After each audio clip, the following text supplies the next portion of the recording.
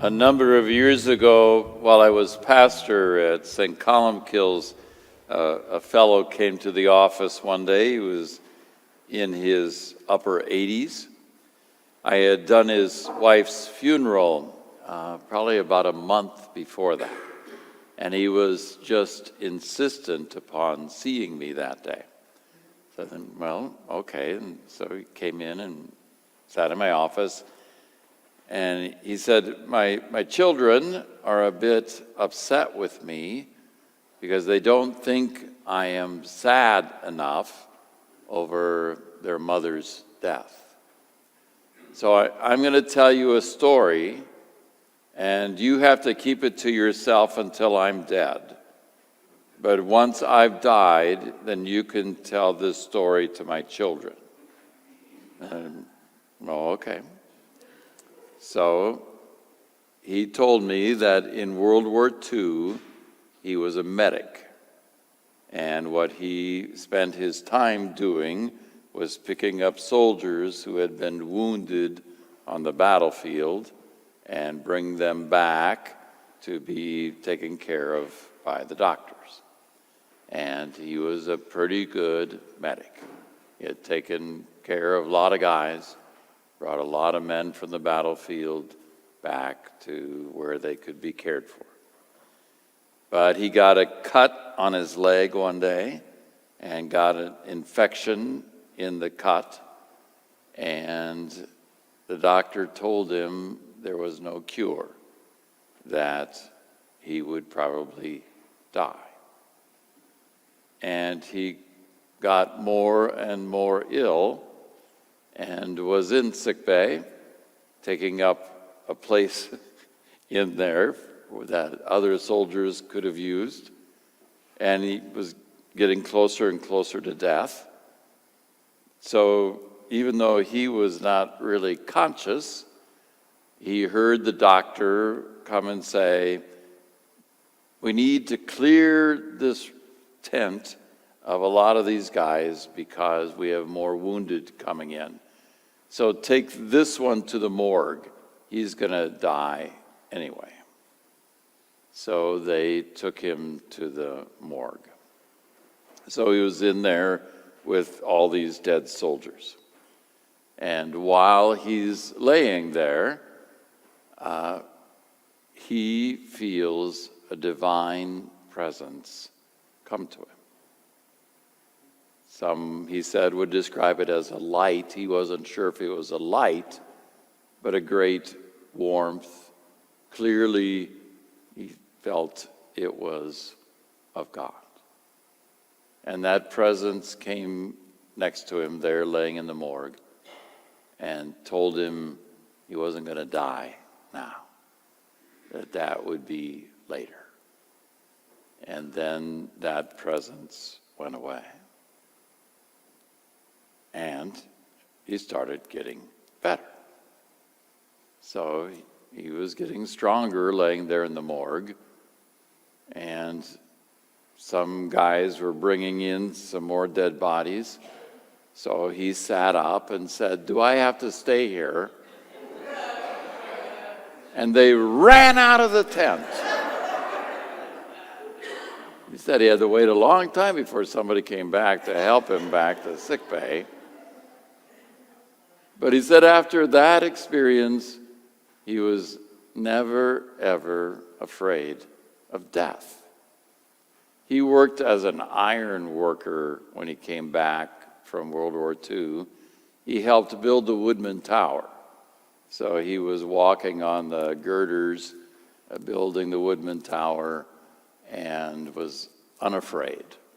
He would walk on those girders up high without any kind of any safety equipment to catch him. He said, "I'm not afraid to die. I don't think death is a bad thing. There's a God who's waiting for me, and that God cares for me. And that God cared for my wife, too. And so I don't feel really bad that she died. She had a good life, and she's now in heaven. I should be happy for her, but my kids think I should be sad." I said, "Well, Someday you might want to tell them the story that you told me so that they know what your experience is and that you have felt the divine presence and you are unafraid of death. Clearly, Jesus in today's gospel, like this old fella who came to my office, knows that there's something good on the other side of death, that he is providing a place for us. And so when he comes to the grave of Lazarus, he knows where Lazarus is. He knows what is best for Lazarus. But it's love. It is love that brought him to that tomb that day. Love for Martha and Mary. Love for Lazarus. And it is love for them that probably has him go against what he might have thought was the best thing to do. Because he raises Lazarus, they will kill Jesus. And he knew that. That having Lazarus walk around was just all too much for the Jewish authorities. In fact, they had plans to kill Lazarus too, to get rid of all of this story. So he does something, a miracle, against what might have been his better judgment. But it's love that brought him there. He is moved with compassion for Martha and Mary. He sees their grief over the loss of their brother. And out of love for them, he raises Lazarus.